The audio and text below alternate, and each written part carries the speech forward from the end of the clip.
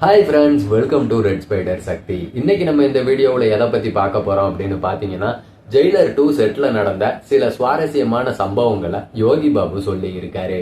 அதை பத்தி தான் இந்த வீடியோவில் பார்க்க போறோம். அதுக்கு முன்னாடி நீங்க இன்னும் நம்ம சேனலை சப்ஸ்கிரைப் பண்ணாமலே பார்த்துட்டு இருக்கீங்க அப்படின்னா சப்ஸ்கிரைப் பண்ணிக்கோங்க.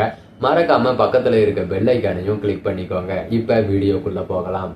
அதாவது ரஜினிகாந்துடைய நடிப்புல நெல்சனோட இயக்கத்துல அனிருத்துடைய தாறுமாறான மியூசிக்ல ரிலீஸ் ஆன படம் தான் ஜெயிலர்.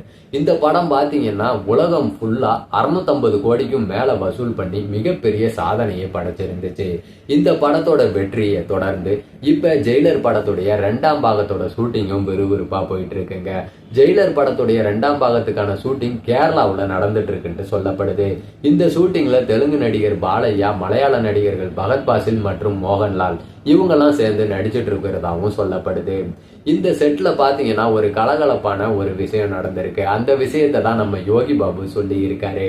அதாவது என்ன சொல்லி இருந்தாருன்னா, நெல்சன் தான் சினிமாவிலேயே பாத்தீங்கன்னா அதிகமா காமெடி சென்ஸ் இருக்க இயக்குனர்னே சொல்லலாம். அந்த அளவுக்கு அவர் ஒரு காமெடி சென்ஸ் உள்ள இயக்குனர்.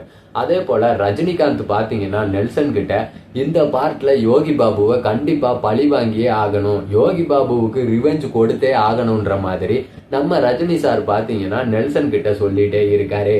காரணம் என்ன அப்படின்னு பாத்தீங்கன்னா, ஜெயிலர் ஃபர்ஸ்ட் பார்ட்ல நான் ரஜினி சாரை ரொம்பவே கலாய்ச்சிருப்பேன். அதுக்கெல்லாம் ரிவெஞ்ச் எடுக்கிற விதமா இந்த பார்ட்ல என்ன வச்சு செய்யணும்ட்டு நெல்சனும் ரஜினி சாரும் முடிவு பண்ணிட்டதா யோகி பாபு கலகலப்பான ஒரு செய்தியை சொல்லி இருந்தாரு. அது மட்டும் இல்லைங்க, இவர் அதாவது யோகி பாபு எந்த ஒரு கவுண்டர் கொடுத்தாலும் ரஜினிகாந்த் அதுக்கு பதிலா ஒரு சூப்பரான கவுண்டரை கொடுப்பாராம். அதனாலதான் அவர் இன்னும் சூப்பர் ஸ்டாரா இருக்காருன்ற மாதிரியும் யோகி பாபு ரஜினிகாந்தை புகழ்ந்து தள்ளி இருக்காருங்க. ஜெயிலர் 2 படமும் பாத்தீங்கன்னா ஜெயிலர் ஃபர்ஸ்ட் பார்ட்டை போலவே ஒரு மிகப்பெரிய வெற்றி படமா அமையுன்றதுல எந்த சந்தேகமும் கிடையாது.